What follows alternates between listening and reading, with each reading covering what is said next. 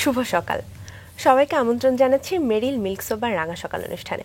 নতুন একটি দিন, নতুন প্রত্যাশা নিয়ে শুরু হোক আজকের দিনটি, এই কামনা জানিয়ে শুরু করছি রাঙা সকালের আজকের আয়োজন এবং সাথে আছে আমি সুস্মিতা এবং সেই সাথে রয়েছে আমি রোম্মান। দর্শক, শুভ সকাল এবং নতুন বছরে আপনাদের সাথে আমার প্রথমবারই দেখা হলো।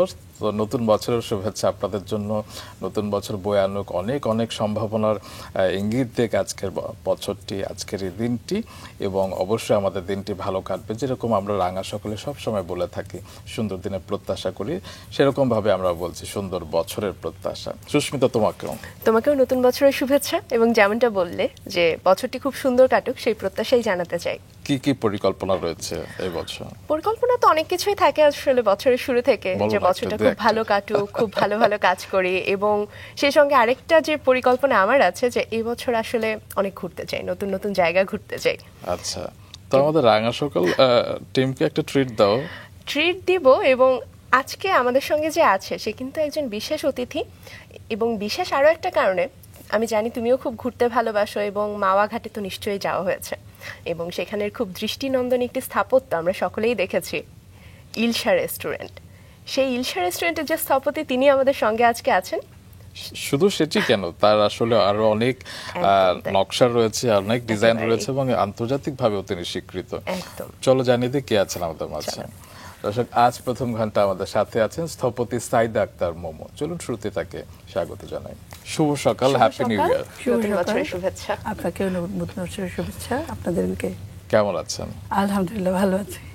আপনি এত ডিজাইন করেছেন, দেশ বিদেশে এত স্বীকৃত, কিন্তু সুস্মিতার সেই ইলিশের প্রতি আগ্রহ বেশি। আসলে হ্যাঁ, প্রজেক্ট হিলসা এটা আমার নিজেরও একটি ভালো লাগার প্রজেক্ট। এটা ভালো লাগার কারণটা হচ্ছে যে একটা স্থাপত্য বা আর্কিটেকচার যখন আমরা করি, এর অনেক রকম অপূর্ণতা থেকে যায়। আমিও জানি আমার এই প্রজেক্টেরও আমার নিজের কাছে হয়তো আমি স্বয়ংসম্পূর্ণভাবে খুশি হতে পারছি না, কিন্তু সবচেয়ে ভালো লাগার জায়গাটা হচ্ছে যে মানুষ এটাকে অনেক ভালোবেসেছে। আমার প্রজেক্ট হিলসাতে আমি মনে করি যে এটাই আমার একটা অনেক বড় প্রাপ্তি। এই যে সুস্মিতা বললেন, আপনারাও বললেন, তো আরও অনেকের ফোন আমার কাছে আসতো যখন প্রজেক্টটি প্রথম ওপেন হলো, উদ্বোধন হলো। তো আমার কাছে এটাই ভালো লাগতো যে মানুষ ভালোবেসে বলছে যে আপু আমি এখানে এসেছি, এই আপনার এই প্রজেক্টটাতে এসেছি। তো মানুষের ভালোবাসাটাই আসলে স্থপতিদের প্রথম পাওয়া।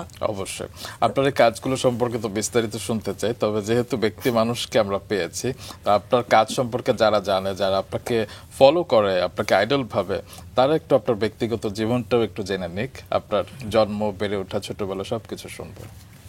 হ্যাঁ, আমার আসলে বাবা যেহেতু ট্রান্সফারের চাকরিতে ছিলেন, তার বদলি হতো, তো যার কারণে আমার কয়েকটা জায়গাতেই বেড়ে ওঠার সুযোগ হয়েছে। আমার জন্মস্থান হচ্ছে চট্টগ্রাম। আমার বাবা বাংলাদেশ কেমিক্যাল ইন্ডাস্ট্রিজে ছিলেন, বিসিআইসি। তো সেখানে জন্মর পরে আমি খুলনাতে চলে যাই। আমার বাবা খুলনা নিউজপ্রিন্ট মিলসে, আপনারা জেনে থাকবেন, এটা একসময় বাংলাদেশের এশিয়ার বৃহত্তম কাগজ কল ছিল।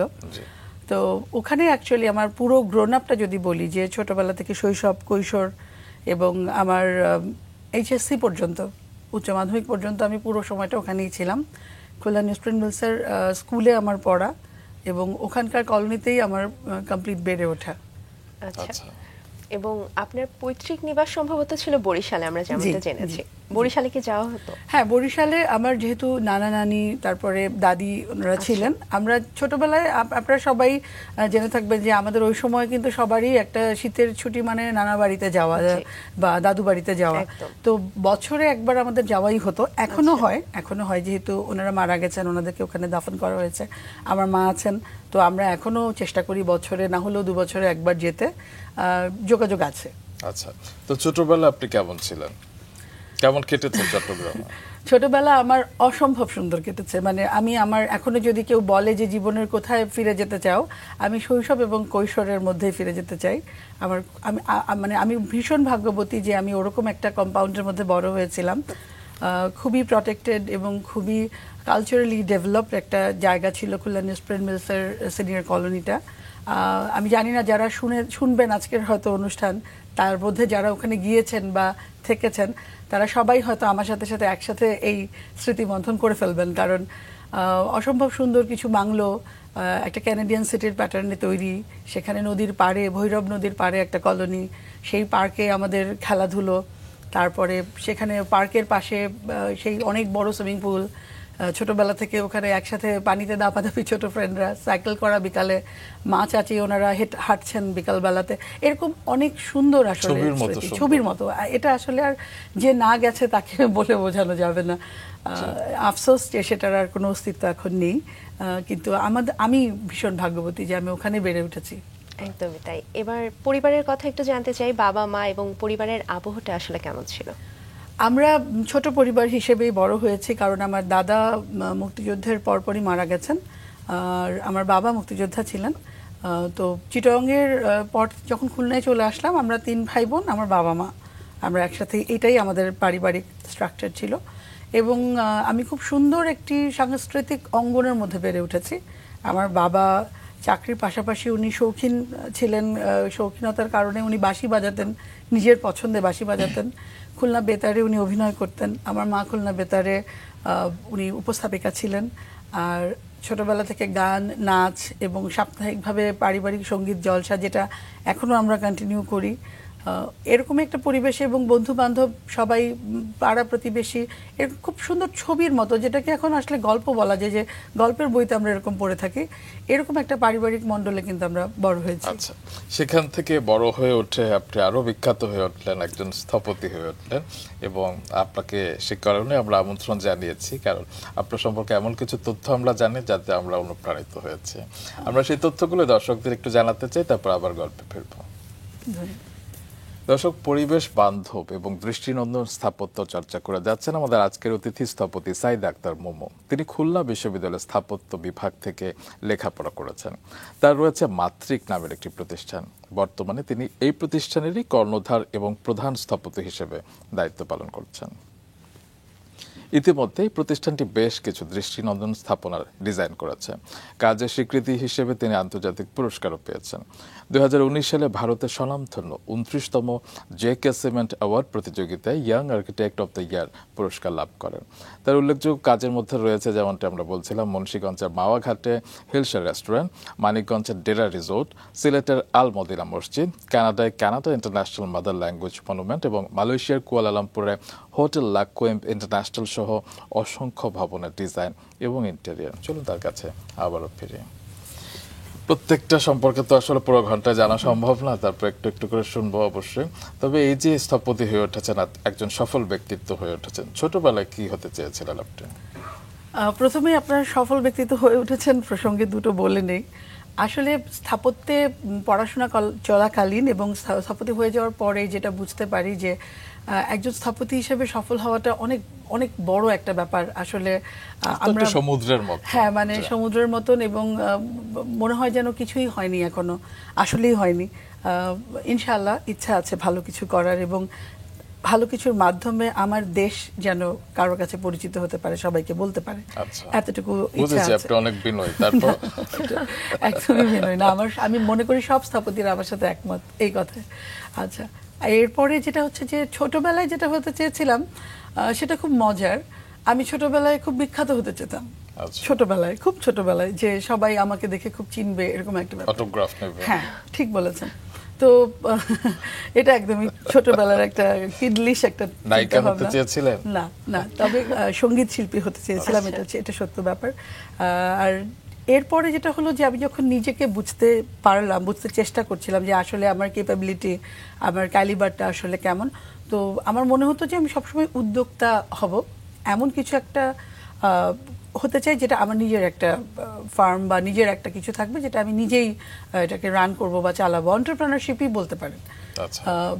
এর পাশাপাশি যেহেতু লেখাপড়া, আমি সায়েন্স নিয়ে লেখাপড়া করলাম, একটা সময় ডাক্তার হতে চেয়েছিলাম, যেটা সব মেয়েরাই বোধহয় চায়, না চাইলে পরিবারও চায়। হ্যাঁ, এটা একটা বড় কথা বলেছেন যে পরিবার চায়। কিন্তু তারপর যখন আমি স্থাপত্যের এই বইগুলো দেখেছি, কাজ দেখেছি, এবং বিল্ডিং নিয়ে যখন আমার প্রশ্ন এসেছে, আমি আপনাকে আগে বলেছিলাম যে আমি যে কলোনিটাতে ছিলাম সেখানে আমাদের বিল্ড ফর্মগুলো খুব সুন্দর ছিল, এবং তখন আমি ছোটবেলাতে জানতাম না যে এগুলো করার জন্য আর্কিটেক্টকে লাগে। তো যখন একটু একটু করে জানতে শিখলাম, এই প্রজেক্টগুলো বিল্ডিংগুলো দেখে মনে হলো যে হ্যাঁ, এগুলো যারা বানায় তারা আসলে খুব সৃষ্টিশীল মানুষ, এবং ইঞ্জিনিয়ার্সরাই করে না, তারও বাইরে একটা প্রফেশন আছে। এটা একদমই আমার মাধ্যমিক লেভেলের ছোটবেলার চিন্তাভাবনা। তারপর থেকে আসলে আগ্রহটা তৈরি হয় আর্কিটেকচারের ব্যাপারে, এবং যখন আমি আর্কিটেকচারে ভর্তি হলাম, ক্লাস শুরু করলাম, আমি বুঝেই গেলাম যে আমি একদম ঠিক জায়গাতেই আছি। এন্টারপ্রেনারশিপের জন্য এটা খুব সুন্দর একটা মাধ্যম। চমৎকার। এবং সেই স্বপ্নের জায়গাতেই আপনি এখন আছেন, আপনার নিজস্ব একটি ফার্ম আছে, সে সম্পর্কে আমরা শুনবো। কিন্তু যেহেতু খুলনা বিশ্ববিদ্যালয়ে ভর্তি হলেন, সেই সময়কার গল্পগুলো একটু শুনি। খুলনা বিশ্ববিদ্যালয় আসলে আমার প্রচণ্ড একটা মানে প্রাণের একটা জায়গা। আমি মনে করি যে সবাই যাদের স্নাতক পড়াকালীন জায়গাটা আসলে একটা ইয়থের শুরু, সবার খুব পছন্দের হয়ে থাকে, আমারও এর ব্যতিক্রম না। খুলনা বিশ্ববিদ্যালয়ে আমরা আসলে এখনও একটা পরিবারের মতন। এখন বিশ্ববিদ্যালয়ের পরিমণ্ডল অনেক ব্যাপক, অনেক এর ব্যাপ্তি। আমরা যেই সময়টাতে পড়েছি 2002 থেকে 2007 এই সময়টুকুতে, তো আমাদের সময় যে ইন্টিমেসিটা প্রচণ্ড ভালো ছিল, এবং অরাজনৈতিক হওয়ার কারণে আমাদের সেশন জট বা এ জাতীয় ঝামেলাগুলো কখনো ফেস করতে হয়নি। আমরা ভিসি স্যার থেকে শুরু করে ডিন এবং আমাদের ডিপার্টমেন্টাল হেড, আর্কিটেকচারের যারা স্টুডেন্টরা, সিনিয়র জুনিয়র্স যারা আছেন, তারা সবসময় আমার কাছে একটা ফ্যামিলির বাইরে মনে হয়নি। ইভেন আমাদের মেইন গেটের গার্ড থেকে শুরু করে আমাদের হোস্টেল কুক পর্যন্ত প্রত্যেকের ভেতরে একটা টাই আপ, এবং আমি মনে করি এখনও এটা আছে। তো এবং আমি দেখেছিও, আসলে আমরা রিসেন্টলি মুগ্ধর কথাটাও জানি, খুলনা বিশ্ববিদ্যালয়ে আমরা জানি, এবং আমি আবার সো প্রাউড যে আমার ভিসি স্যারই বলেছিলেন যে একটা ছাত্রের গায়ে যেন এখানে পুলিশ যেন তার একটা ছাত্রকে ছুঁতে না পারে, এবং এটা আমার পরিমণ্ডল। আই ফিল ভেরি প্রাউড, এবং আমরা আমাদের সময় থেকে তেমনটাই দেখেছি আসলে। এখনো এমনই আছে খুলনা বিশ্ববিদ্যালয়ে। I am really proud of it. আমরা জানি যে আপনি গান করতেন এবং একটি সংগঠনও আপনি সেই সময় করেছিলেন, ভৈরবী, সেটি সম্পর্কে শুনি। হ্যাঁ, আমার ছোটবেলা থেকে যেহেতু গানের পরিমণ্ডলে বড় হওয়া, এবং আমি ওস্তাদের কাছে তালিমও নিয়েছি 12 বছর, ওস্তাদ রাশেদুদ্দিন তালুকদার স্যারের কাছে। তো বিশ্ববিদ্যালয়ে যাওয়ার পরে যেটা হয় যে বুঝতেই তো পারেন যে একই সময় গান, একই সময় লেখাপড়া, admission test, public university admission test, এগুলো তো একটা অনেক কঠিন সময় পার করতে হয়। তো যখন বিশ্ববিদ্যালয়ে চলে আসলাম এবং আমি হোস্টেলেই থাকতাম, আমার বাবা মা ততদিনে খুলনা থেকে ট্রান্সফার হয়ে আবার ঢাকায় চলে গিয়েছিলেন। তো হোস্টেলে থাকাকালীন সময়টা আসলে পরিবার থেকে দূরে থাকতে বেশ একটু ফাঁকা লাগে। তো তখন সারাক্ষণই মনে হতো আর কি করব, এবং স্বাভাবিকভাবেই নানান রকম অনুষ্ঠান হতো, পহেলা বৈশাখ থেকে শুরু করে নবীন বরণায়ন, সব কিছুতেই অংশগ্রহণ করা হতো। কিন্তু একটা ফাঁকা একটা গ্যাপ মনে হতো যে শুদ্ধ সঙ্গীত চর্চার একটা সংগঠন থাকলে খুব ভালো হতো। খুলনাতে আমাদের ইউনিভার্সিটিতে নৃনাট্য, ওঙ্কার শ্রেণুতা, এগুলো আবৃত্তি এবং নাট্য সম্প্রদায়ের কিছু গ্রুপ ছিল, এবং তারা খুব ভালো করে আসছিল। তো আমার তখন মনে হতো যে কেন না শুদ্ধ সঙ্গীতের একটা জায়গা থাকতে পারে, যেহেতু আমি খুলনা বেতারেরও শিল্পী ছিলাম, তো আমার যোগাযোগটা ভালো ছিল এই জায়গাটাতে। তো তখন আমরা কয়েকজন মিলে আমরা ভৈরবী, যার মোটো হচ্ছে নন্দিত নূতনের অভিজ্ঞান, তো এই ভৈরবী নাম দিয়ে আমরা শুরু করলাম যে আমরা একটা যেখানে নজরুল, রবীন্দ্র, ফোক এগুলো চর্চা হবে একদম সঠিক পদ্ধতিতে সুন্দর করে। তো ওটা এখনো ছাত্রছাত্রীরা কন্টিনিউ করছে, আমাদের সাথে যোগাযোগও রাখছে। এটা খুব ভালো লাগে আমার। চমৎকার। গানের প্রসঙ্গ যেহেতু এসেছে, 2 লাইন তো আমাদের আজকে একটু শোনাতে হবে। আমি এটার জন্য প্রস্তুত ছিলাম না আসলে। আমরাও প্রস্তুত ছিলাম না, কিন্তু গানের প্রসঙ্গ যেহেতু এসেছে, 12 বছর আপনি ওস্তাদের কাছে গান শিখেছেন, আমরা বুঝতে পেরেছি যে আপনার গানের চর্চা এখন নাই, আপনি আপনার কাজের ক্ষেত্রেই এখন আছেন। তারপর 2 লাইন। এটা তো আসলে একেবারেই সিলেবাসের বাইরে বললেন। আচ্ছা, গান তো ভালোবেসেই গাই, তো গাওয়া যেতেই পারে। আমার অসম্ভব পছন্দের একজন শিল্পী যিনি আর আমাদের মাঝে নেই, শাহনাজ রহমতুল্লাহ, উনি আমার খুব পছন্দের শিল্পী ছিলেন, আমাদের সবার আসলে। ওনার একটি গানের জাস্ট 2টো লাইন গেতে পারি আমি। খোলা জানালায় চেয়ে দেখি তুমি আসছো, জানাতে সুপ্রভাত মনোবাতায়নে, খোলা জানালায় চেয়ে দেখি তুমি আসছো, জানাতে সুপ্রভাত বুনো বাতায়নে। খোলা জানালা। চমৎকার। দর্শক আপনারা দেখেছেন মাঝে মধ্যে সিলেবাসের বাইরেও যেতে হয়, না হলে কিন্তু এত সুন্দর গান শোনা যায় না স্থপতির কাছ থেকে।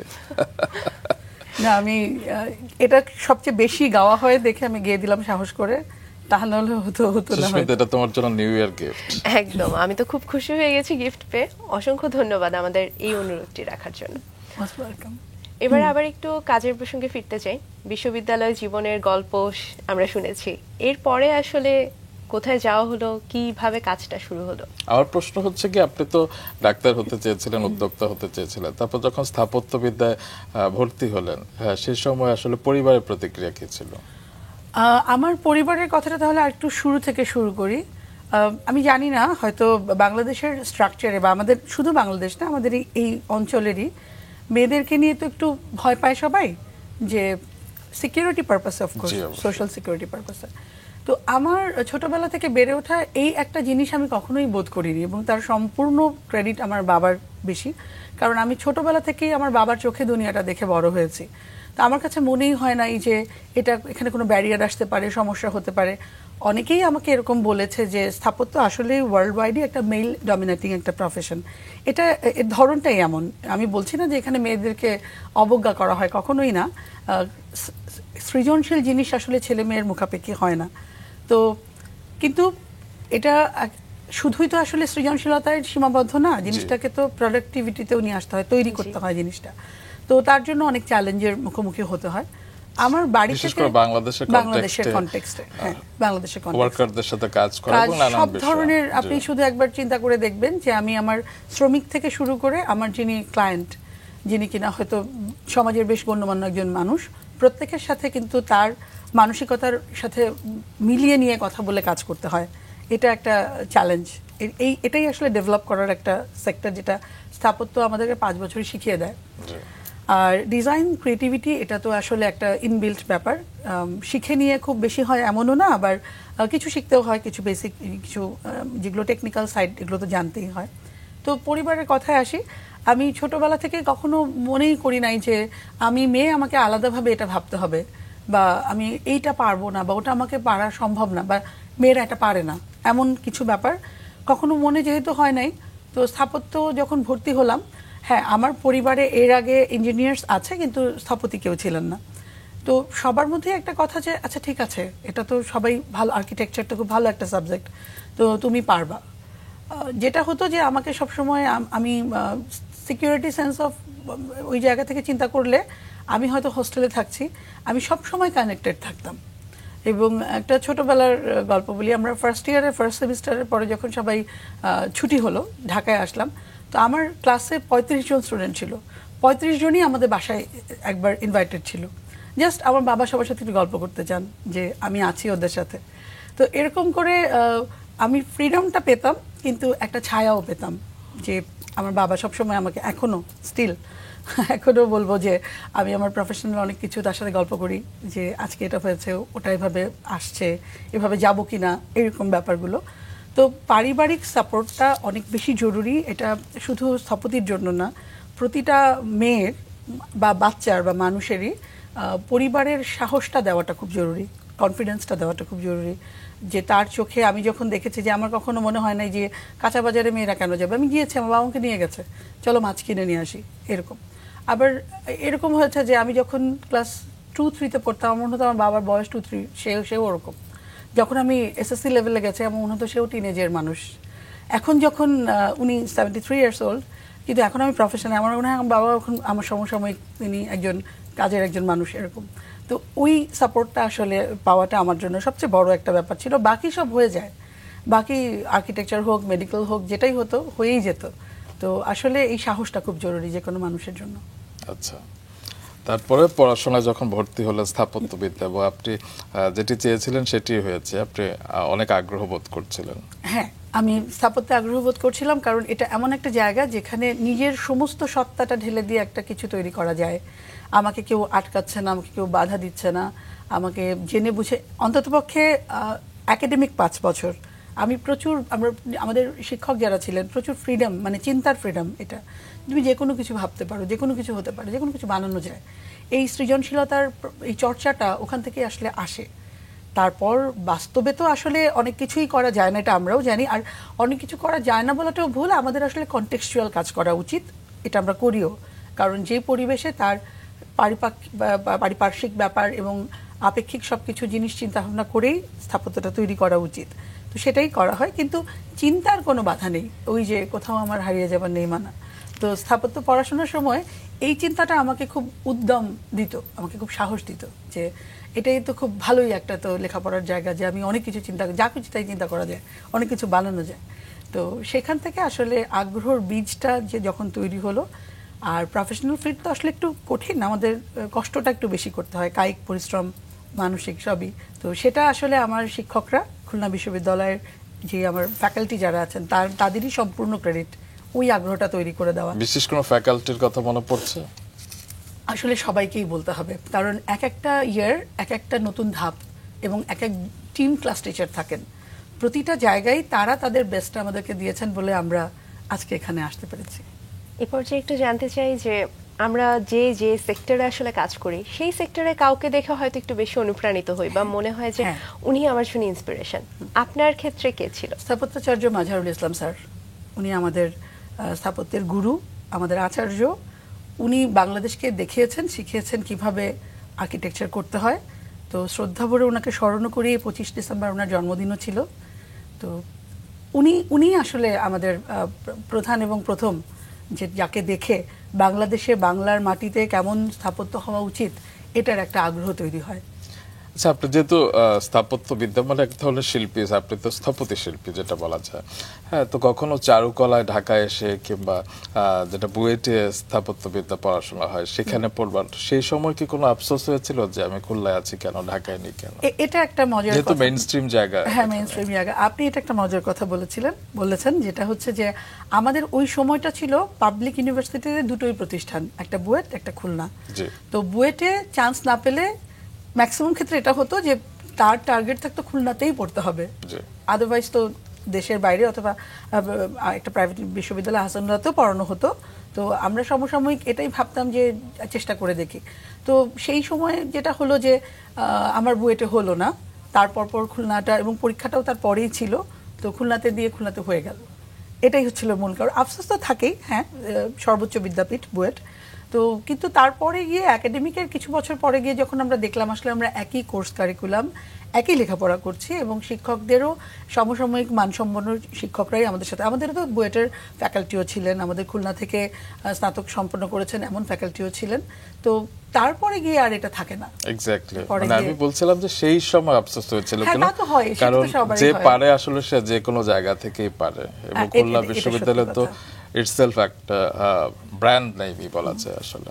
এটা সত্যি কথা যে তখনও তো আফসোস দুটো কারণ ছিল। একটা হচ্ছে বাড়ির সবাই ঢাকাতে আছে, তো আমি বাড়িতে থেকে হয়তো লেখাপড়া করতাম, কিন্তু ওই সময়টাতে আমাদের ধারণা ছিল না যে স্থাপত্য লেখাপড়াটা আসলে কি, বাড়ি বলে কিছু থাকে না ওই 5 বছর। তো তারপরে এই জন্য ও ধরনের কোনো আফসোস আর ওগুলো আমাদের মনেই জায়গা পায় না। অনেক বর্ণিল একটা বিশ্ববিদ্যালয়ের জীবন আপনার ছিল, সেই সম্পর্কে আমরা শুনছিলাম। এবারে একটু কাজের কথায় আসতে চাই যে প্রফেশনাল ভাবে কাজ করাটা শুরু হলো কবে থেকে?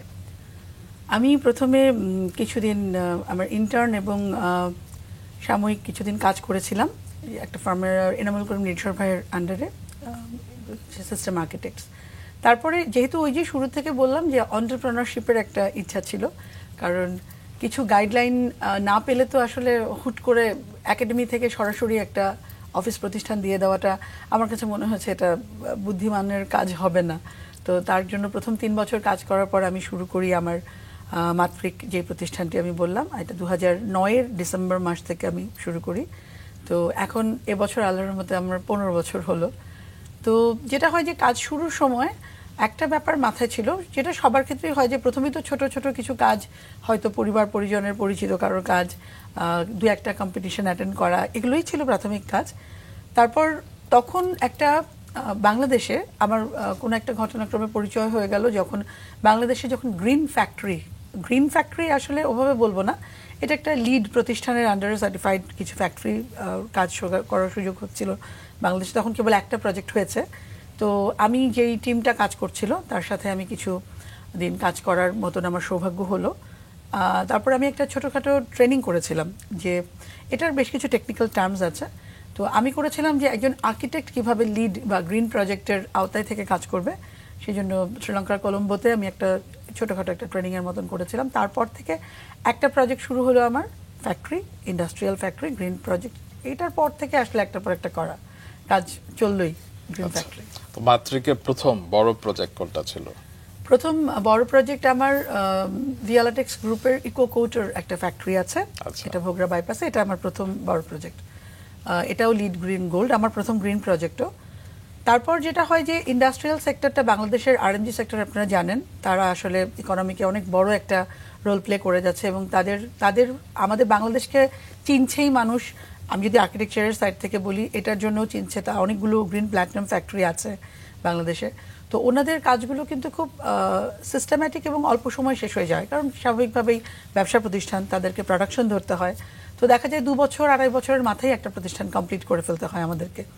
তো তখন ওই চ্যালেঞ্জটা নিতে হলো, বা চেষ্টা করেছি নেওয়ার, যে অল্প সময় কাজও করতে হবে, আমাদের কোড এবং কমপ্লায়েন্স মেনটেন করে কাজও করতে হবে, আবার তার সাথে সাথে অ্যাস্থেটিক ভ্যালু যেটা, বা প্রজেক্ট স্থাপত্যটাকে নতুন একটা মাত্রা দেওয়া, বা কিছু প্রপার কাজ করতে পারার সুযোগটা খুঁজে বের করা, সেটা আমাদের করতে হয়েছে। তো ওইটাই একটা চ্যালেঞ্জ, যে অল্প সময়েও করতে হবে, খুব বেশি লিঙ্গারিং করারও সুযোগ নাই, কিন্তু ভালোটাই দিতে হবে, সবার থেকে আলাদাটাই দিতে হবে। অনেক চ্যালেঞ্জ। এই চ্যালেঞ্জটুকু আমার কাছে তখন মনে হয়েছে যে এটাই নেওয়া উচিত, যদি আমি কিছু করতে চাই, কাউকে মানে সমাজকে কোনো ভালো কাজ দিতে চাই। আমি এটা কমপ্লেইন করলে হবে না যে না সময় পাইনি বা কিছু। তো এটার ভেতরে নিজেকে ডিভোটেড করতে হবে। প্রথম দিকে এই জন্য দেখা গেছে যে অনেকগুলো পরপর কাজ, এখন পর্যন্ত আমাদের 18টা লিড গ্রিন সার্টিফাইড ফ্যাক্টরি আছে কমপ্লিটেড। আরও পাইপলাইনে যেগুলো আসবে হয়তো 2025-26-এ শেষ হয়ে যাবে। আর কমপ্লিটেড ইন্ডাস্ট্রিয়াল প্রজেক্টের সংখ্যা প্রায় 22টার উপরে, ছোট বড় মিলিয়ে। চমৎকার। এবং প্রতিটি শিল্পীরই তো একটা সিগনেচার স্টাইল থাকে, এবং নিজের কাজের ক্ষেত্রে একটা বিশেষত্ব আসলে রাখতে চায়। আপনি কাজের ক্ষেত্রে কোন বিষয়গুলোকে মাথায় রাখেন? এটাও খুব ভালো প্রশ্ন করেছেন। আসলে সিগনেচারটা আমি কোনো বিল্ড ফর্মে রাখতে চাই না, মানে একটা বিল্ডিং দেখতে মনে হবে এটা আর্কিটেক্ট সাইদ আক্তার করেছে, এমনটা আমার ইচ্ছা না। যেটা হচ্ছে যে, যেহেতু আমি শুরুটা করেছিলাম ভালো প্রজেক্টে, বড় প্রজেক্টে শুরুটা করেছিলাম ফ্যাক্টরি দিয়ে, আরএমজি রেডিমেড গার্মেন্টস। তো সেখানে কিন্তু প্রচুর মানুষের সমাগম। আমার একটা ফ্লোরে প্রায় 500 লোকও একসাথে বসে কাজ করে এমন আছে, 1000 লোকও একসাথে বসে কাজ করে এমনও আছে। তো আমার শুরুতেই মাথায় ছিল যে ওই মানুষগুলোর কমফোর্ট কি হতে পারে।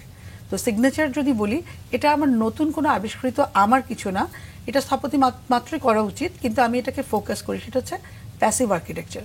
প্যাসিভ আর্কিটেকচার কথাটা হচ্ছে এরকম, আমি ছোট করে বলবো, আসলে অনেক কিছু বলার থাকে, ছোট করে বলবো যে আপনি ডিটেইলি শুনতে চাই আমরা। আচ্ছা, এখন ধরেন আমরা আমাদের এখনকার আবাসিক বাড়িগুলোতে 5 ইঞ্চি বা 10 ইঞ্চির ওয়ালে প্রচণ্ড আমরা গরম বোধ করছি, কিন্তু আপনি আসান মঞ্জিলে চলে যান, ভেতরে আপনার গরম লাগছে না। তো দুটোই হচ্ছে স্থাপত্য, দুটোই স্থপতিরই ডিজাইন করা।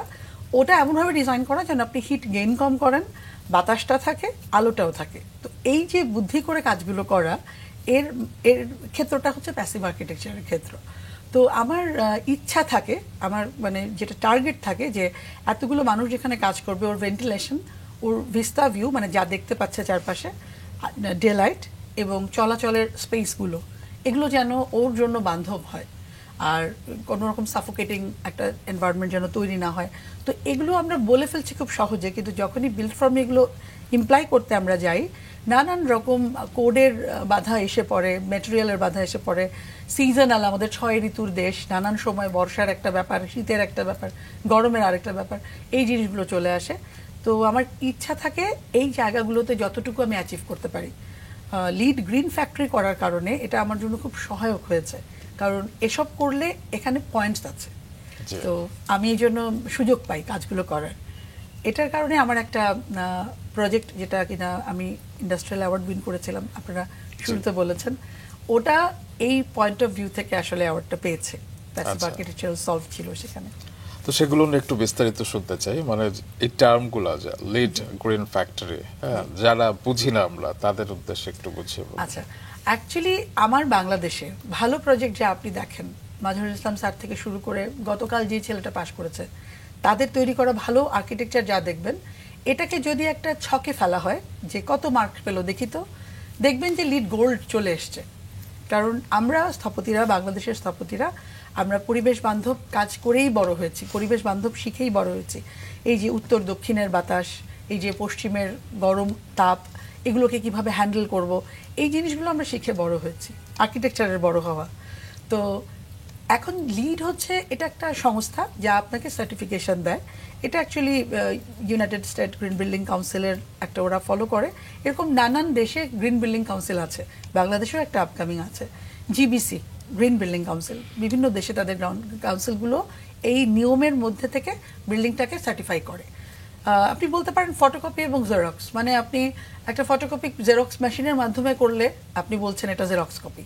তো সেরকম লিডের মাধ্যমে আপনি একটা পরিবেশ বান্ধব বিল্ডিং বার করলেন, এটাকে আপনি বলছেন লিড সার্টিফাইড গ্রিন ফ্যাক্টরি। এমন না যে আমার অন্য প্রজেক্ট গ্রিন ফ্যাক্টরি না বা গ্রিন বিল্ডিং না, পরিবেশ বান্ধব না, শুধু লিডটা হচ্ছে সার্টিফিকেশন দেয় দেখে একটা আপনি একটা মাত্রা অ্যাচিভ করতে পারেন, একটা স্টেটাস অ্যাচিভ করতে পারেন। তো সেটাই হচ্ছে লিড গ্রিন বিল্ডিং। সুস্মিতার বোধহয় কিছু মাথায় ঘুরছিল। না, আমি এই বিষয়টাই জানতে চাচ্ছিলাম যে বাংলাদেশে আসলে যেমনটা বলছিলেন যে আবহাওয়াটা সবসময় তো অনুকূল থাকে না, সেইটাকে মাথায় রেখে একটা ডিজাইন করা, এটা তো খুব কঠিন একটা কাজ নিঃসন্দেহে। এবং সব সময় আসলে আপনি যেমনটা চাইছেন যে ওয়ার্কাররা কাজ করছে তাদেরকে এই বিষয়টা বোঝানো কতটা চ্যালেঞ্জ ফেস করতে হয়? আমাদের আসলে ওয়ার্কারদেরকে আসলে ওদেরকে আমাদের বোঝানোর জায়গাটাতে আমরা দায়িত্বপ্রাপ্ত থাকি না, আচ্ছা। এটা একটা ব্যাপার। ওটা অপারেশন লেভেলে গিয়ে হয়। আচ্ছা। কিন্তু আমরা যেটা তৈরি করে দিই সেটা ওয়ার্কাররা হয়তো বুঝতেও পারে না, কিন্তু কমফোর্টটা ফিল করে। আচ্ছা। হয়তো ওদের ওয়ার্ক এফিসিয়েন্সি বেড়ে যায়, হয়তো না, এটাই হয়। যেমন আমি যখন কাজ করতে করতে একটু উপরে তাকালাম, এক জানালা থেকে আমি বাইরে একটা সুন্দর বাগান দেখতে পাচ্ছি, এটা ওকে একটু মেন্টাল রিফ্রেশমেন্ট দেয়। আবার আমি অনেক গরমের মধ্যে কাজ করে যাচ্ছি, তো আমার বাতাসটা প্রপার, বা আমি এয়ার চেঞ্জ বলি আমরা, আমি ব্রিদিংটা সুন্দর করে করতে পারছি, আমার কষ্ট হচ্ছে না। তো সেই জায়গাগুলোতে এটা ওকে কমফোর্ট দিচ্ছে। তো ও যখন কমফোর্টেবল হচ্ছে তখন ওর কাজের জন্য এটা তার প্রিয় জায়গা হিসেবে তৈরি হচ্ছে, যে আমার কাজের জায়গাটা আমার ভালো লাগে। ওয়ারাজ আমি যদি একটা খুব ক্লামজি একটা স্পেসের মধ্যে, যেখানে আলো ঢুকছে না, খালি মেশিনের খটখট শব্দ, ডাস্ট উঠছে, বাতাসটাও প্রপার না তার জন্য, তো ওখান থেকে বেরিয়ে যেতে পারলে বাঁচবে। তো আমার টার্গেটটা থাকে যে আমি আমার স্থপতির জায়গা থেকে, প্রত্যেকেরই তো যার যার নিজস্ব জায়গা আছে যে দায়িত্ব পালন করার, আমি আমার স্থপতির জায়গা থেকে চিন্তা করি যে বিল্ডিংয়ের মাধ্যমে কিভাবে মানুষের কাছে এবং মানুষকে পৌঁছানো যায় তার কমফোর্টটা। তো এই জন্য আমি প্যাসিভ আর্কিটেকচারের ইচ্ছাটা বেছে নিয়েছি। চমৎকার, এবং সেজন্য আপনি পুরস্কৃত হয়েছেন। তো 2009 সালে আপনি মাত্রিক করেছেন। তো আপনি যেরকম ছোটবেলা থেকে চেয়েছেন যে উদ্যোক্তা হবেন, সেটিও হয়েছেন। আপনি বিখ্যাত হতে চেয়েছেন, সেটিও হয়েছেন। তবে বিষয়গুলো হয়তো এত সহজ ছিল না। আপনি যখন মাত্রিক করলেন, প্রথমে তো আপনি এনামুল করিম নির্ঝরের কাছ থেকে আপনি কিছুটা দীক্ষা নিয়েছেন, কিন্তু কাজগুলো কি এত শুরুতে সহজ ছিল আপনি যখন উদ্যোক্তা হয়েছেন? মানে কেউ যদি শুরু করতে চায় এভাবে, হ্যাঁ, তার জন্য আপনার পরামর্শ কি, আপনার অভিজ্ঞতা থেকে যদি বলেন। আমি না এটা আগেও বলেছি, আসলে হার্ড ওয়ার্কের কোনো বিকল্প নাই আর্কিটেকচারে, প্রচণ্ড পরিশ্রমী হতে হবে। মানে ব্যাপারটা এমন যে আমি আমার ক্লায়েন্টকে বিল্ডিং ডিজাইন দিয়ে সার্ভ করছি, তো একজন একটা কাজ আমার কাছে আনলেন, তো তাকে আমাকে ফিডব্যাকটা দিতে হবে খুব দ্রুত। তো সেটার পেছনে ডেভোশন, ওইটার সাইট সার্ভে এবং লেগে থাকা আর কি। প্রথম দিকে ব্যাপারটা হচ্ছে এরকম যে কখনো শর্টকাট রাস্তা না চুজ করা, যদি নতুনদের কথা বলেন, আর হচ্ছে হার্ডওয়ার্ক, পরিশ্রম করাটা। কারণ এটার কোনো পার্টিকুলার ধারা নেই যে স্টেপ বাই স্টেপ এটার পরে এটা করতে হবে, এটার পরে এটা করতে হবে, বা সামহাও প্রজেক্ট হান্ট করতে হবে।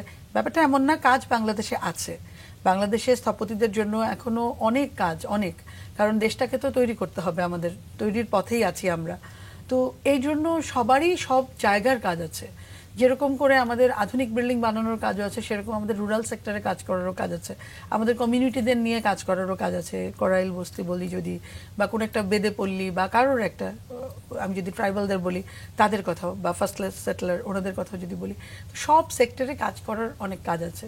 তো এই জন্য ওইটা আমি মনে করি যে দুশ্চিন্তার জায়গা না, যে আমি এখন এন্টারপ্রেনার হতে চাই, আমি কাজ কোথায় পাবো। এটা চলে আসবে।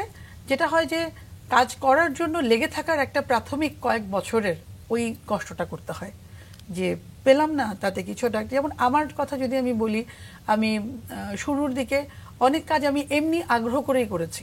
এটা আমাকে হয়তো কেউ দেয় নাই, কিন্তু আমার মনে হচ্ছে আমি ডিজাইনটা করি, করে তাকে দিয়ে আসি, এরকমও আমি করেছি। এটা একদমই শুরুর দিকের কথা বলছি। তারপরে যখন হয় যে যখন একটা কাজ আসে, যে একটা ভালো একটা প্রজেক্ট আসলো, আমি একটা ফ্যাক্টরির কথাই বললাম, তো তাকে আমার বেস্টটা দেওয়া, যেন সে ফেইথটা রাখতে পারে। আপনি কেন আমার উপরে ফেইথ রাখবেন? আমি ফ্রেশার, একটা প্রজেক্টে অলমোস্ট 50 থেকে 60 কোটি টাকার একটা বাজেটের প্রজেক্ট, আর্কিটেক্ট তার টিম লিডার, তাকে কেন এতগুলো টাকার কাজের ভরসা করবেন? তো অবশ্যই আপনাকে প্রুভ করার ব্যাপার আছে। আর আমি একাডেমিতে ভালো রেজাল্ট করে আসছি, ঠিক আছে, আমি হয়তো কিছু অ্যাওয়ার্ড উইনিংও করেছি কম্পিটিশন প্রজেক্টে, কিন্তু সেগুলো বাস্তব প্রজেক্ট তো না। তো ক্লায়েন্ট যারা থাকেন, যারা কিনা আসলে অর্থটা ব্যয় করেন, তাদের সবসময় চিন্তা থাকবে যে আমি যার উপরে ভরসা করতে পারি কিনা। তো ভরসাটা অ্যাচিভ করার জন্যই হার্ড ওয়ার্কটা ইম্পর্টেন্ট। অবশ্যই। অনেক কাজ করেছেন, দেশে এবং বিদেশেও কাজ করেছেন। এবারে একটু বিদেশের কাজগুলো সম্পর্কে জানতে চাই। আসলে কাজ তো সবই কাজ, এবং সবই আমার খুব প্রিয় কাজ, সবগুলো ছোট বড় কোনোটাই আমি আলাদা করে বলবো না। বিদেশে বলতে ক্যানাডায় উইন্ডসরে আমি একটা প্রজেক্ট কাজ করছি, সেটা হচ্ছে বাংলাদেশ মনুমেন্ট টাওয়ার। ওদের অ্যাকচুয়ালি ওটার আমরা নাম দিয়েছি ইন্টারন্যাশনাল মাদার ল্যাঙ্গুয়েজ মনুমেন্ট। তো এটা উইন্ডসরে আছে, উইন্ডসরের সিটিতে আমি এটা প্রেজেন্টেশন দিই, ওদের যে সিটি কাউন্সিল, ওখানে এটা টেক কেয়ার করছেন বাংলাদেশি কমিউনিটি যারা আছেন। তো এটা আমার জন্য একটা খুব গৌরবের ব্যাপার। গৌরবের ব্যাপার এই কারণে যে ওখানকার বাংলাদেশি, আসলে দেশের বাইরেই যারা থাকেন, আমি দেখেছি আপনারাও দেখবেন, তারা দেশের জন্য খুব মায়া এবং মমত্ববোধ তাদের থাকে, এবং খুব ইমোশনাল থাকেন তারা। তো একটা কাজ হচ্ছে তাদের সবার যে কি ডেডিকেশন, এটা আমি ফিল করেছি কাজটা চলাকালীন সময়ে। তো ওটা কনস্ট্রাকশনে আছে। তো এই প্রজেক্টটা হলে আমার খুব ভালো লাগবে যে আমি তাদের জন্য, মানে তারা একটা মনুমেন্ট পাচ্ছে, তাদের ওরা ওখানে গিয়ে শহীদ মিনারের মতন ফুল দিবেন হয়তো 21শে ফেব্রুয়ারিতে, অথবা জাতীয় দিবসগুলোতে ওখানে যাবেন। তো আমার পাওয়াটা এটাই যে এতগুলো মানুষ আমার একটা কাজের কাছে যাবেন, তারা দেশকে তখন মনে করবেন, দেশকে ভালোবাসবেন আরো এক ধাপ বেশি। তো সেই জায়গাটাতে যে আমার এটাকে আমার খুব পছন্দের একটা কাজ। অবশ্যই। এটি ঠিক কোন জায়গায়? এটা কানাডার উইন্ডসরে, উইন্ডসর, এবং এটা হচ্ছে যে ওই পাশে ইউএসএ ডেট্রয়েট দেখা যায়, নদীর অ্যাম্বাসেডর ব্রিজ আছে, তার পাশেই একটা পার্ক, ওখানে। আর যেটি আমি দর্শকদের শুরুতে জানাচ্ছিলাম, মালয়েশিয়ার কুয়ালালামপুরে আপনি আরেকটি স্থাপনা ডিজাইন করেছেন। এটা অ্যাকচুয়ালি একটা ছোট বুটিক হোটেল, হোটেল লাকুম ইন্টারন্যাশনাল। এটা কুয়ালালামপুরের বুকিত বিনতাঙে আছে। এইটার প্রজেক্টের ওনার আমার একজন খুব কাছের বড় ভাই। তো উনি ওনার খুব, এটাও আমি বলবো যে একটা প্রাপ্তি এই কারণে যে ওনার খুব ইচ্ছা ছিল যে বাংলাদেশের কেউ এটা করুক, ওনার কাজটা বাংলাদেশে কেউ করুক। যে আমরা তো জেনেই থাকি যে মালয়েশিয়াতে তো আরও আর্কিটেকচারের ভালো প্র্যাকটিস হয়, ওরা আরও বেশি ওয়েল ইকুইপড, এবং ওদের ওখানেও অনেক নাম করা স্থপতিরা আছেন। তো এমন না যে তার খুব অভাব পড়েছিল যার কারণে বাংলাদেশ থেকে উনি কাউকে ডেকেছেন, ওখানে কেউ নাই, এমনটা তা না। কিন্তু ওনার মনে হয়েছে উনি বাংলাদেশি কেউ করুক ওনার কাজটা। তো ওনার এই পছন্দ, এই যে ওনার চাওয়াটা, আমার প্রচণ্ড শ্রদ্ধাবোধ তৈরি হলো। তো আমি ওখানে 2 মাস থেকে কাজটা মোটামুটি ড্রয়িং আমাদের যারা মিস্ত্রি ছিলেন ওদেরকে বুঝিয়ে, এবং মজার ব্যাপার হচ্ছে ওই মিস্ত্রিরাও আমাদেরই দেশি, আমাদের বাংলাদেশি যারা শ্রমিকরা আছেন, আমি শ্রদ্ধা ভরে তাদেরকে সবসময় স্মরণ করি। ওরা খুব কষ্ট করেন ওখানে। তো ওনাদেরকেই আমার কাজ বোঝাতেও কোনো কষ্ট হয় নাই। এটা আসলে এতই ছোটবেলায় যখন আমি এই চ্যালেঞ্জটা একদম স্বপ্নের মতন নিয়েছিলাম, এটা 2011 সালের কথা। তো ওটা শেষও হয়েছে, অনেকে যান, এবং ওই ভাই উনি বলেন যে এটা কিন্তু আমাদের বাংলাদেশের আমার ছোট বোন করেছে। বাংলাদেশি যখন গেস্টরা যান, তো আমিও গিয়েছি আমার বাবা মাকে নিয়ে, তো আমার খুব ভালো একটা অভিজ্ঞতা। এছাড়া বিশ্বের অন্য কোনো দেশে কি কাজ হয়েছে? না, তবে ভারতে একটি প্রজেক্ট আমার শুরু হয়েছিল, এটা এখন কিছুদিন বন্ধ আছে। জি, যেটি আজকে অনুষ্ঠানের শুরুতে আমরা কথা বলছিলাম হিলসা রেস্টুরেন্ট নিয়ে, তো এই কাজটির প্রস্তাব আপনি কিভাবে পেয়েছিলেন এবং বিশেষভাবে মানে থাকে না যে স্পেশালিটি তো আছে এই কাজটা, কোন কোন দিকগুলো খেয়াল রেখেছিলেন? এটা অ্যাকচুয়ালি কোভিডের সময়ের, যখন লকডাউন 2020-এ, জি, তো সবারই হচ্ছে একদম বলা যায় যে ফাঁকা সময়, কিছু করার নাই, আমরা সবাই একই সিচুয়েশন ফেস করেছি। এটার ল্যান্ড ওনার উনি আমার একজন পূর্ব পরিচিত, আমি ওনার কিছু শোরুম করেছিলাম, উনিও একজন গার্মেন্টস ইন্ডাস্ট্রিয়ালিস্ট। তো ওনার ল্যান্ড ওনার আমাকে যখন, ল্যান্ড ওনার এবং ক্লায়েন্ট উনি, তো উনি বললেন যে আমি এখানে এমন একটা, ওনার চিন্তাটাও খুব মানে আমি রেসপেক্টফুলি বলবো যে উনি বললেন যে এখানে মাওয়াঘাট থেকে অনেকে পার হয়, একটা ভালো টয়লেট নাই, যে মানুষজন যখন অনেক লাইনে জ্যামে দাঁড়িয়ে থাকে, অনেক সময় 8 ঘন্টা 10 ঘন্টাও দাঁড়িয়ে থাকে, কিন্তু একটা টয়লেট নাই আশেপাশে।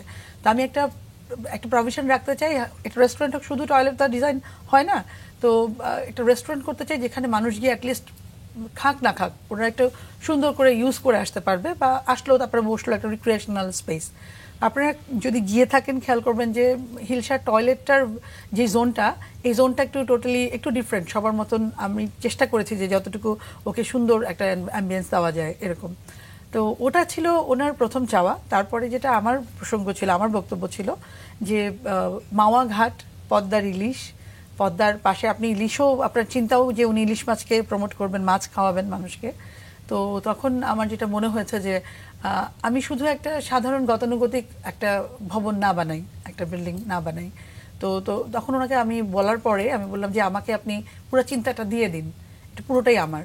প্রজেক্ট হিলসা এমন একটা প্রজেক্ট যার নামটাও আমার দেওয়া, প্রজেক্ট হিলসা, ওর লোগো আমার করা, ওটার ওয়েটারদের ইউনিফর্ম, কোকারিজ, ভেতরের ইন্টেরিয়রের প্রতিটা জিনিস, প্রতিটা আমার আমার নিজের করা।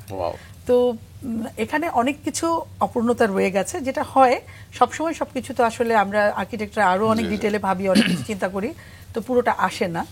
কিন্তু তারপরেও ওই যে যেটা বলছিলাম যে মানুষের ভালোবাসা পেয়েছে, এটাই আমার কাছে অনেক বড়।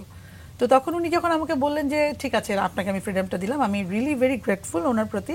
উনি আসলেই পুরো স্বাধীনতাটা আমাকে দিয়েছিলেন, এবং তখন এই কোভিডের মধ্যে আমি পুরো প্রজেক্টটাতে কমপ্লিট মনোনিবেশ করে এই কাজটা বানিয়েছিলাম। এবং আমার ইচ্ছা ছিল যে মানুষের জন্য একটা সেলিব্রেশনের জায়গা হোক পদ্মার পাড়, মানুষ যেন সেলিব্রেট করতে আসতে পারে, হোক সেটা দেখতে সুন্দর খারাপ আমি এটা নিয়ে বদার না, কিন্তু মানুষ যেন এসে উৎসব মুখর একটা পরিবেশ পায় যে আমি ওখানে যাব। এটা সেটি সফল যে আপনারা হয়েছেন সেটি প্রমাণ হচ্ছে আজকে শুরুতে এসে হিলসার কথা দিয়ে শুরু করেছে। আমরা আবার মাতৃক প্রসঙ্গে আসতে চাই। আপনারা মাতৃকেরই তো প্রজেক্ট হচ্ছে হিলসা রেস্টুরেন্ট, হ্যাঁ, তো মাতৃকের শুরুতে কতজন ছিল এবং এখন কতজন আছে? মাতৃকের একদম শুরুতে ছিলাম আমি এবং আমার সাথে একজন ড্রাফটিং এর একটা ছেলে, আচ্ছা, তারপরে একজন স্থপতি, একজন ড্রাফটম্যান, এখন আমরা 19 জন আছি। আচ্ছা, সব মিলে ড্রাফটিং, আর্কিটেক্টস, আমি, আমার ম্যানেজমেন্ট সব মিলে 19 জন আছে। সুস্মিতা, দেখেছো যে শুরুতে স্বপ্নটা এত বড় ছিল কিন্তু ক্ষমতা হয়তো অত বেশি ছিল না, কিন্তু এখন 19 জনের একটা টিম তিনি সুপারভিশন করছেন, লিড দিচ্ছেন। এবং এই প্রসঙ্গে আমি একটু জানতে চাই যে একটা কোম্পানিকে লিড দিচ্ছেন, সেই সঙ্গে নিজের স্থাপত্য কর্ম, সবকিছু মিলিয়ে যাত্রাটা তো আসলে খুব সহজ না। এবং বিশেষত আপনি যেমনটা বলছিলেন যে একজন নারী আপনি, সেটা আপনার পরিবারে আপনি কখনো ফিল করেননি, কিন্তু আমাদের চারপাশের পারিপার্শ্বিক অবস্থা আমাদেরকে আসলে ফিল করায়। সেই বিষয়টা, সেই জায়গা থেকে কি কি বাধাগুলো আপনাকে পার করে আসতে হয়েছে বা এখনো সম্মুখীন হতে হচ্ছে? এটা বললে বেশি বলা হয়ে যাবে কিনা, আসলে আমি বাধা কখনো বোধ করিনি, মানে হয়তো সেটা বাধা ছিল, পরিবার থেকে করেন, বাইরে থেকেও করেন না, বাইরেও যেমন হয়তো ওটা বাধাই ছিল, কিন্তু আমার কাছে মনে হচ্ছে এটা তো একটা স্টেপ, এটা পার হতে হবে। আচ্ছা, তো এই জন্য আমার কাছে কখনো ওই আক্ষেপটা, ওই দুঃখটা লাগে নাই যে আমি মেয়ে বলে আমাকে এমন করলো, এটা কখনো লাগে না আমার কাছে। যদি কখনো আমি ডিফিটেড হয়েছি বা কখনো যদি আমি হেরে গেছি কোনো জায়গায়, হয়তো আমি চেয়েছি সেটা হয় নাই, তখন মনে হচ্ছে আমারই হয়তো সমস্যা ছিল, আচ্ছা ঠিক আছে পরের বার দেখি কতটুকু ভালো করা যায়। এভাবে ভাবলে আসলে জীবনটা খুব সুন্দর হয়েছে। আর কোম্পানির কথা যেটা বলছেন, যে আমি খুবই খুশি এবং সুখী যে আমার টিম মেম্বার যারা আছে, আমি চেষ্টা করেছিলাম যে এখানে আমি লিডারশিপ তৈরি করতে, মানে আমি চাচ্ছিলাম যে আমার মতনই সবাই তৈরি হোক, সবারই ওরকম এন্টারপ্রেনার করবে, বা তার প্রজেক্ট তার এরকম একটা মনে করবেন, এরকম একটা নিজের লিডারশিপ নিয়ে কাজ করবে, এটা আমার কোম্পানিতে সম্ভব হয়েছে। আমার অফিস যেভাবে আমার কনসালটেন্সি ফার্ম আসলে এটা একটা বুটিক, 19 জন বলছে ঠিকই, কিন্তু 19 জনের একটা অফিস মানে এটা একটা বুটিক অফিস। তো সবাই নিজের ওনারশিপ নিয়ে কাজ করে। ও মানে ওর ডেস্কটপটা থেকে শুরু করে প্রজেক্টের সাইট পর্যন্ত তার নিজের। যে এটা আমি মনে হয় আমি কিছুটা সফল হয়েছে, আমার টিম মেম্বাররা ভালো বলতে পারবে। যেটি কিছুক্ষণ আগে বলছিলেন যে তরুণ স্থপতিদের আসলে হতাশ হবার কিছু নেই, কাজের অনেক সুযোগ আছে। এবং সেক্ষেত্রে আমি যেটা লক্ষ্য করেছি যে আমাদের দেশ থেকে অনেক আছে না যে ডিফারেন্ট সেক্টরের কেউ যদি পড়াশোনা শেষ করে দেশের বাইরে চলে যায় অনেকে, কিন্তু স্থাপত্যবিদ্যা এমন একটি মানে লেখাপড়ার ক্ষেত্র এখানে যে ম্যাক্সিমাম কিন্তু বাংলাদেশেই থাকে, কারণ এখানেই কাজ করবার সুযোগ আছে এবং বিশেষ করে নারীদেরও অনেক সুযোগ আছে। এই প্রসঙ্গে আপনি কি বলতে চান? হ্যাঁ, কাজ করার সুযোগ অবশ্যই আছে, বাট আমি ওভারসিজ লেখাপড়া বা ডিগ্রি বা জ্ঞান আনাটাকে কখনোই ডিসকারেজ করি না। এটা উচিত, এটা অবশ্যই প্রফেশনের শুরুর আগে যদি এটা কেউ করতে চায় সেটা হচ্ছে সবচেয়ে ভালো সময়, কারণ আর্কিটেকচার প্র্যাকটিসটা একটা কমিটেড জব। এটার মধ্যে ঢুকে গিয়ে তখন নিজেকে আবার 2 বছর ফ্রি করে ফেলা বা 3-4 বছরের জন্য একটা পিএইচডি করে আসা, এটা খুব কঠিন, এটা অলমোস্ট সম্ভব না। কারণ আপনি আপনার ক্রিয়েটিভ স্কিলটা দিয়ে আপনার প্রজেক্টকে সার্ভ করছেন, তো সেটার জন্য আপনাকে উপস্থিত থাকাটা জরুরি, এখানে থাকাটা জরুরি। যে ডিগ্রি তো দরকার, কিন্তু হয় না যে অনেকে সেটেল হয়ে যায়। হ্যাঁ, কিন্তু এই সেক্টরে বোধহয় সেটা কম, কারণ দেশের বাইরে তো কসমোপলিটন সিটিতে তো সবকিছু ওরা ডেভেলপ কান্ট্রি, কিন্তু বাংলাদেশে সেই সুযোগটা বোধহয় একটু বেশি আছে। বাংলাদেশে এখন হচ্ছে ব্যাপারটা এরকম যে আর্কিটেকচার আপনাকে মানে মাল্টিপল ডিরেকশনে কাজ করার সুযোগ দেয়। কনসালটেন্সি বা আমি প্র্যাকটিস করব সেটা একটা, তার ওয়ান অফ দেম, হয়তো মেজর একটা জায়গা জুড়েই আছে, কিন্তু এটা ওয়ান অফ দেম। কেউ যদি একাডেমিশিয়ান চিন্তা করে যে আমি একাডেমিক সেক্টরে যাব, সে যেতে পারে, সে হয়তো একাডেমিতে চলে গেল।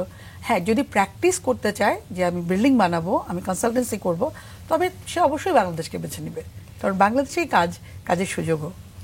জি, চমৎকার। এবং আপনি খুব ভাগ্যবান আমি বলবো যে আপনি পরিবার থেকে সবসময় সেই সাহসটা পেয়েছেন, শক্তিটা পেয়েছেন, বাধাটাকে বাধা যে কারণে আপনার মনে হয়নি। কিন্তু এমন অনেক নারী আছে যারা কাজ করতে গিয়ে সেই বাধাগুলোকে অতিক্রম করতে পারছে না, পিছিয়ে আসছে, তাদের উদ্দেশ্যে আপনার কি বলার? এটা আসলে একটা ব্রডার অ্যাসপেক্টের ব্যাপার, তো এটাকে ধীরে ধীরে পরিবর্তন করতে হবে। আর বাধার জায়গাটাতে হ্যাঁ, এটা সত্যি কথা যে মেয়েদেরকে হয়তো একটু পরীক্ষাটা বেশি দিতে হয় সোশ্যালি। তো আমি বলবো যে আজকে যদি 2 জন মেয়ে একটু বেশি পরীক্ষা দিয়ে এগিয়ে যায়, পরের 10 বছর পরে কিন্তু সেই আরেকটা 2 জন মেয়ের ওই বেশি পরীক্ষাটা দিতে হবে না, সে হয়তো সমান সমান পরীক্ষা দিয়েই উতরে যাবে বা পাশ করে যাবে। তো এই জন্য আমি বলবো যে চেঞ্জ করতে গেলে চেঞ্জ মেকার্সদেরকে আসলে একটু এগিয়ে আসতে হবে, একটু কষ্ট করতে হবে, কারণ সোশ্যাল এই জায়গাটা তো আপনি ব্লেম করলে তো লাভ নেই, আসলে ব্লেম গেম খেলে তো লাভ নেই। এটা আজকের থেকে না, এটা অনেক আগে থেকেই যে মেয়েদেরকে নানান রকম সমস্যাও আছে মেয়েদের মধ্যেও। আমি বলবো যে অনেকে হয়তো ওই ছোটবেলা থেকে যে গ্রোন আপের জায়গাটা থেকে মনে করে যে না আমি একটু কমই জানি, আমি একটু কমই করি, আমি মনে হয় পারবো না, কনফিডেন্সের ল্যাক অফ কনফিডেন্সের জায়গাটা মেয়েদের যেটা পরিবার থেকে তৈরি হয় না বলে তাদের মনে হয় এটা। তো সেই জায়গাটা যখন থাকে তখন স্বাভাবিকভাবেই একজন যিনি কিনা কাজটা দিচ্ছেন, ওই যে বললাম একজন 50-60 কোটি টাকার কাজটা দিয়ে দিবেন, তার ভরসাটা তৈরির জায়গাতে মেয়েটাকে একটু এগিয়ে আসতে হবে। ঠিক তাই, ব্লেম গেম দিয়ে লাভ নেই, বা আপনাদের মতো মানুষ সেই সেটি আসলে দৃষ্টান্ত হয়ে থাকবে। আমরা অনুষ্ঠানে একদম শেষ মুহূর্তে চলে এসেছি, নতুন বছর শুরু হয়ে গেছে। এই বছর আপনার প্ল্যান কি, কিংবা কি কি এক্সাইটিং কাজ পেতে যাচ্ছে আপনার কাছ থেকে? আসলে কাজ যেগুলো হাতে আছে সবগুলোতেই ইচ্ছা থাকে যে আমরা সুন্দর কিছু উপহার দেই কাজ নিয়ে। তবে এখনো আমার হাতে যেই কাজগুলো আছে ইন্ডাস্ট্রি কাজই বেশি। একটা ছোট্ট রেসিডেন্স আছে, সেটা নিয়ে একটু ভিন্নভাবে ভাবছি, একটা ভ্যাকেশন হাউস। তো আশা করছি এটা শেষ হলে হয়তো একটা নতুন কিছু দিতে পারবো, নতুন চিন্তা দেখাতে পারবো। অনেক ধন্যবাদ আপনাকে, এবং সেই সঙ্গে শুভকামনা থাকছে আপনার জন্য, আপনার আগামী কাজের জন্য। খুব ভালো থাকবেন। আপনারা ভালো থাকবেন। অনেক ধন্যবাদ আমাকে ডাকার জন্য।